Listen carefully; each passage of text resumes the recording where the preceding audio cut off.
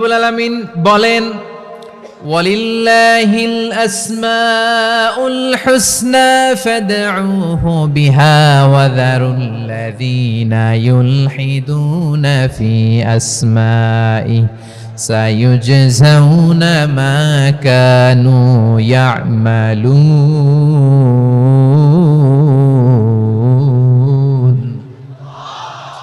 আল্লাহ বললেন আমার অনেক সুন্দর সুন্দর নাম আছে, অনেকগুলো গুণবাচক সুন্দরতম নাম আছে। তোমরা এই নামগুলো ধরে আমি আল্লাহরে ডাকো, আর যারা আমি আল্লাহর নামের বিকৃতি ঘটায় তাদেরকে তোমরা বর্জন করো। আর তারা দুনিয়াতে যা করেছে আখিরাতের ফল তারা ঠিকই পাবে। সুবহানাল্লাহ বলেন।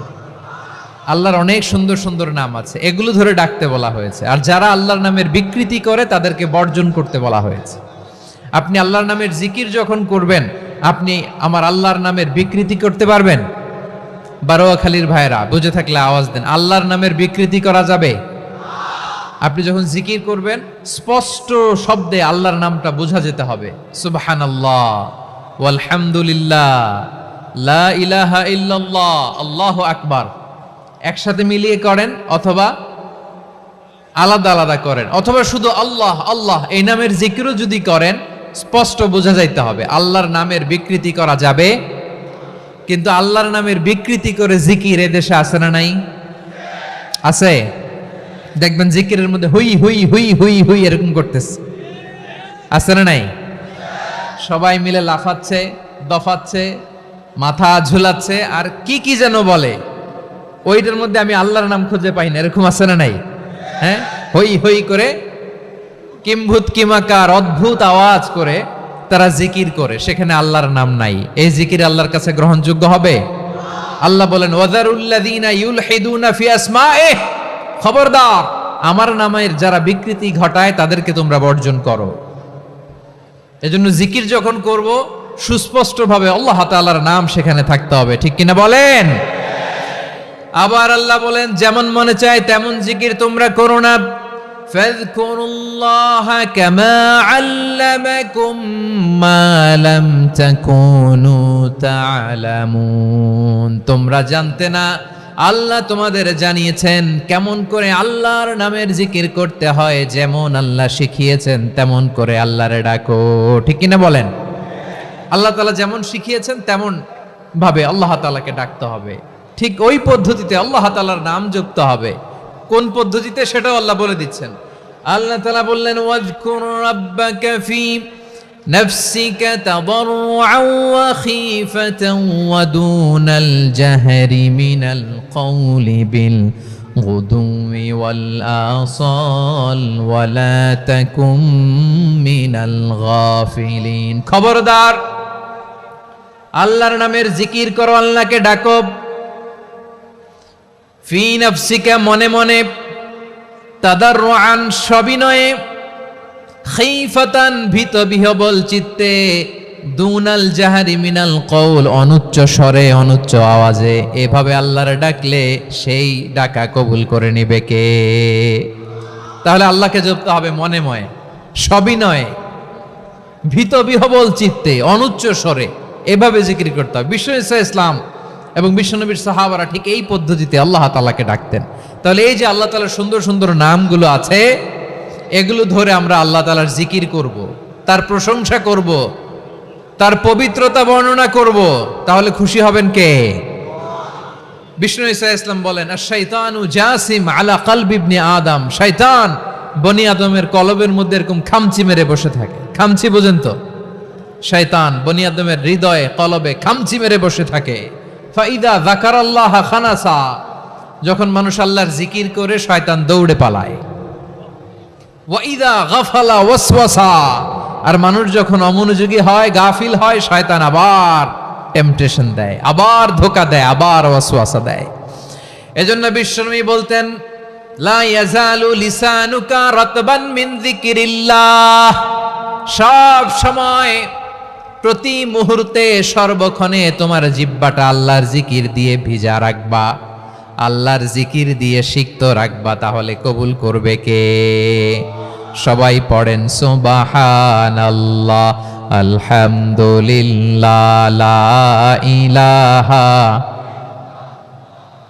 সুবহানাল্লাহ আলহামদুলিল্লাহ লা ইলাহা ইল্লাল্লাহ লা ইলাহা ইল্লাল্লাহু মুহাম্মাদুর রাসূলুল্লাহ সাল্লাল্লাহু আলাইহি ওয়াসাল্লাম। প্রিয় ভাইরা, আল্লাহ তাআলার অনেকগুলো নাম আছে। আল্লাহ তাআলার এই নামগুলো ধরে তার নাম আমাদের ডাকতে হবে, জপতে হবে। বিষ্ণু ইসলাম বলেন, ইন্না লিল্লাহি তিসআতান ওয়া তিসঈনা ইসমান মিআতান ইল্লা ওয়াহিদা। আল্লাহর রয়েছে 99টা নাম, এক কম 100। এক কম, হ্যাঁ, আমরা বাংলায় বলি না যে এক কম 100, মানে আসলে কয়টা? 99টা। বিশ্বনবী বলেন আল্লাহর 99টা নাম আছে, মিআতান ইল্লা ওয়াহিদা, এক কম 100। মান আহসাহা দাখালাল জান্নাহ, যে ব্যক্তি 99 নাম মুখস্থ করে তার সিনার ভেতরে রাখবে, আল্লাহ তাআলা তাকে জান্নাত দিয়ে ধন্য করে দেবে। এবার বলেন, আল্লাহর নামগুলো জানার দরকার আছে না নাই? হ্যাঁ, এই নামগুলো আমরা জপব, মুখস্থ করব। এই নামগুলো আগে আয়ত্ত করতে হবে। এই নামের যে অর্থ সেটা অনুধাবন করতে হবে। এই নামের যে দাবি সেটা মানতে হবে। সিবগাতাল্লাহ ওমান আহসানু মিনাল্লাহি সিবগা ওয়া নাহনু লাহু আবিদুন। আল্লাহর রঙে রঙিন হইতে হবে। আমার আল্লাহ দয়ালু, আমরাও দয়ালু হতে হবে। আমার আল্লাহ সহনশীল, আমরাও সহনশীলতার চর্চা করতে হবে। আমার আল্লাহ মেহেরবান, আমরাও মেহেরবান হতে হবে।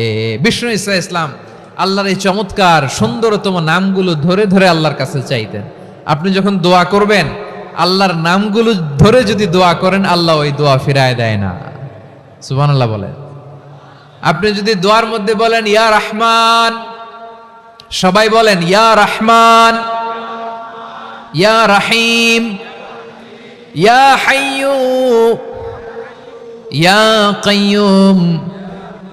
আল্লাহর চমৎকার নামগুলো ধরে ধরে যদি আল্লাহর কাছে ফরিয়াদ করেন, আল্লাহর নামগুলো ডাকে, মুহূর্তেই কবুল করবে কে?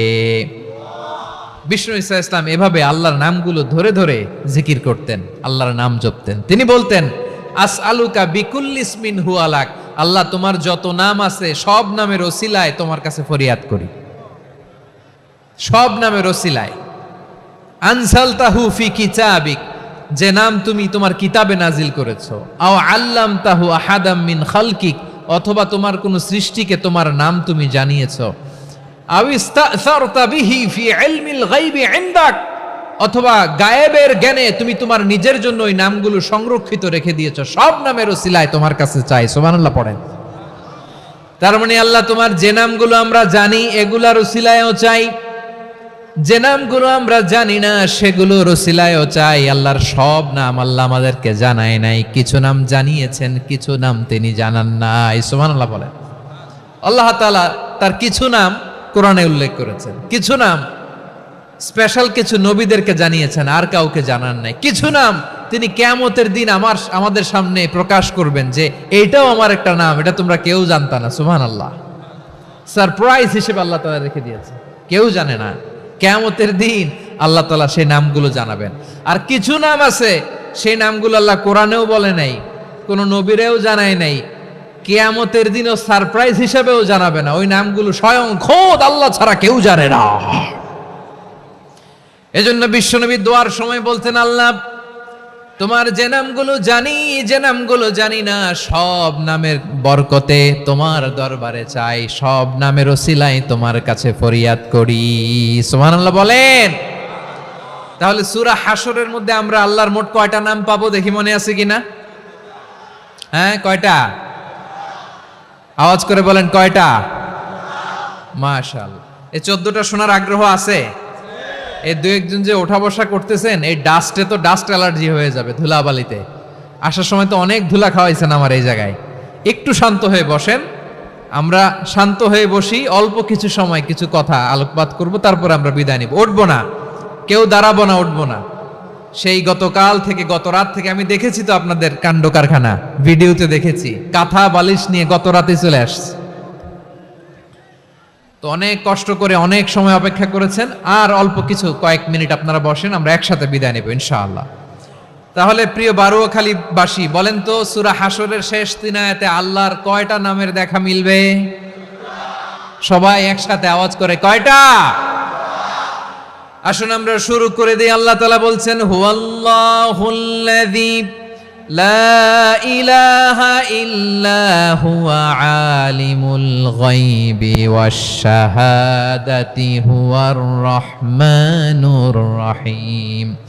আল্লাহ বলেন, হুয়াল্লাহ, তিনি হলেন আল্লাহ